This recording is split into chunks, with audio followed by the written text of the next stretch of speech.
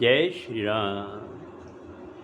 रामायण सिंधी शायरी में व्याख्या हिंदी में पृष्ठ 167 लंका कांड। इसके पहले मेघनाद की वीर शक्ति से जब लक्ष्मण मूर्छित हो जाता है तो हनुमान उनके लिए जड़ी बूटी लाने के लिए निकलते हैं।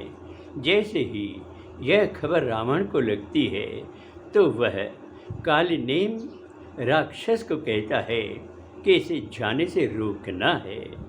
तब कालनेम राक्षस ने माया रची, एक सुंदर बगीचा बनाया, तालाब बनाया और मंदिर बनवाया।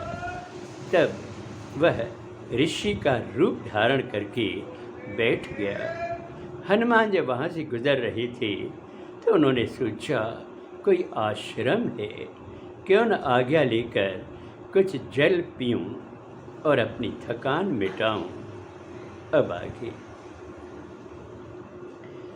राक्षस हो मुनिवेश बनायो, हनुमत उनके शीस निवायो। रघुवर जा गुण थो गाए, ज्ञान वठन लय थो समझाए। कालनेमी में राक्षस ने तो मुनि का वेश धारण किया ही था। हनुमान जी ने मुनि समझकर उनको शीश झुकाया और राक्षस ने कहा कि तुम मुझसे ज्ञान लो। और वह राक्षस राम का जाप करने लगा। हनुमत खे उञ दाढ़ी आहे, ढंड वंजण जी आज्ञा चाहे। आज्ञा पाए ढंड घिड़े थो, अंदर मांगर सात भिड़े थो। हनुमान जी कहते हैं कि मैं आपकी आज्ञा का पालन करूंगा, ज्ञान लूंगा, लेकिन अभी मुझे बहुत प्यास लगी है। मुझे आप आज्ञा दीजिए तो मैं तालाब में जाकर कुछ जल पीऊं। आज्ञा लेकर जब हनुमान तालाब में अंदर घुसते हैं तो अंदर मगरमच्छ से उनकी लड़ाई होती है। झट हनुमत जो पैर झलियो आ, हनुमान उनखे मारियो आ। असली सूरत प्रगट कईया, मुनिछल जी पेड़ गाल जइया।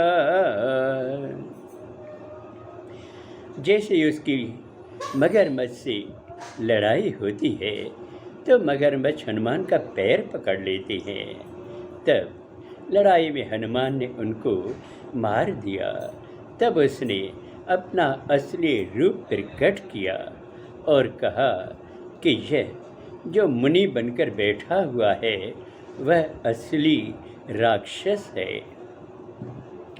राक्षस जी सब नियत बुधाए, उभडिवी शीस निवाए। पुछ सवेढ़े मुनि के मारियो, उन असली तन आडे खारियो। राक्षस की नियत क्या है यह भी मगरमच्छ ने उनको बताई।